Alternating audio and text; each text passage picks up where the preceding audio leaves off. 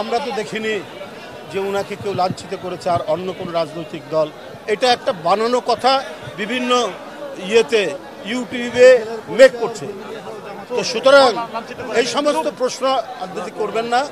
মির্জা ফখরুল ইসলাম আলমগীর এদেশের একজন বড় জাতীয় নেতা, তিনি প্রধান উপদেষ্টার সাথে জাতিসংঘের সভায় গিয়েছেন। এগুলো এই সমস্ত এটা হচ্ছে বিতর্কমূলক কথা করছে। তার নামে বিভিন্ন অপপ্রচার আমরা কাল থেকে দেখছি, বিভিন্ন অপপ্রচারে লিপ্ত হয়েছে কিছু কিছু মিডিয়া। এটা সম্পূর্ণ মিথ্যা, অবৈধ, ভিত্তিহীন, মন গড়া। আজকে এই সরকারের আমলে কেন, যখন হাসিনা নেই, আওয়ামী লীগের পুলিশ নেই, ছাত্রলীগ নেই, হেলমেটধারীরা নেই, তাহলে এই এক বছরে প্রায় দ্বিগুণ অপহরণ হয়েছে, কেন আইন শৃঙ্খলা পরিস্থিতির অবনতি হবে? এইটা তো জনগণ জানতে চায়। আপনাদের প্রতি জনগণ এবং রাজনৈতিক দলদের আস্থা আছে। আস্থা থাকার পরেও আপনারা কেন দক্ষতার সাথে, দ্রুততার সাথে, ক্ষিপ্র গতিতে পদক্ষেপ গ্রহণ করতে পারছেন না বলেই আজকে বিভিন্ন জায়গায় দোসরদের প্রেতাত্মারা তারা নামার সুযোগ পাচ্ছে এবং বিদেশেও তারা বিভিন্ন ধরনের অপকর্ম করছে। বন্ধুরা আমার, এই ধরনের নৃশংস সরকার, তার কি আপনারা প্রত্যাবর্তন চান?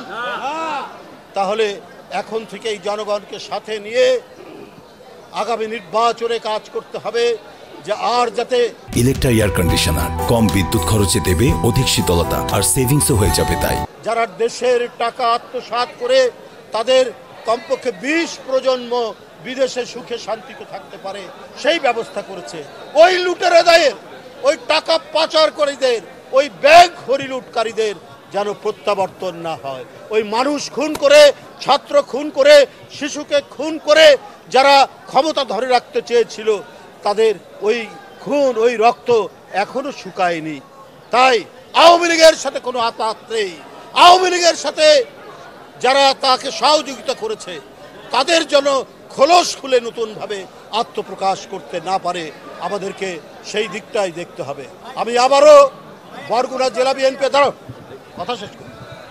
বরগুনা জেলা বিএনপির নতুন আহ্বায়ক কমিটি নজরুল মোল্লা এবং শাহিনের নেতৃত্বে এবং পিরোজপুরের নজরুল ইসলাম খান এবং কিসমতের নেতৃত্বে যে নতুন আহ্বায়ক আংশিক কমিটি হয়েছে, তারা অতি শীঘ্র পূর্ণ কমিটি দেবেন, আহ্বায়ক কমিটি, এবং তারা জোরে সোরে কাজ করবেন, এই আশাবাদ ব্যক্ত করে আমি আর বক্তব্য এবং তাদেরকে শুভেচ্ছা এবং ধন্যবাদ জানিয়ে আমার বক্তব্য শেষ করছি।